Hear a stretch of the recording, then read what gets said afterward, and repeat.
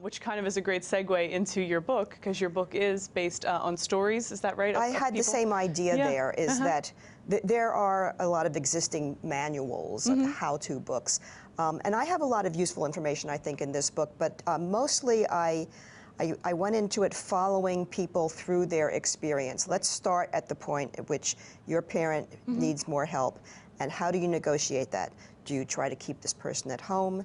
Do you think this person needs home care? Do you think this person needs an assisted living situation? Should you move your parent into your house? Is this person so ill that she really needs round-the-clock nursing care? There's only one place to get that unless you're very wealthy. Is it the end of life? What happens when you call hospice? So if you follow these, and these are all real people with real names. Right, so could you tell us again the name of the book? And it's called When the Time Comes, and it's published by Hachette. It's available through Amazon and in every through any bookstore. But I followed these people for, in some cases, a year or two.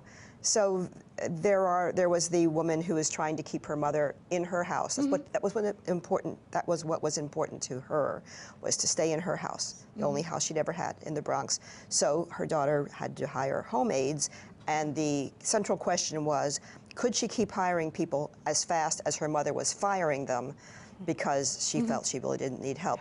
So I think Shirley, the daughter in this story, went through 8 people in a few months, but finally found the person who was then there with her mother for 2 years. And her mother did die at home as she had wanted to. And so to me, that's a happy ending. Then on the assisted living front, there are 2 people in this chapter.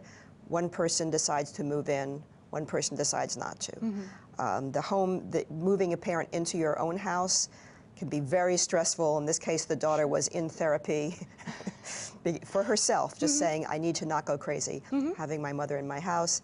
But her mother's still there, so the individual way people work this out, because there is no overall solution.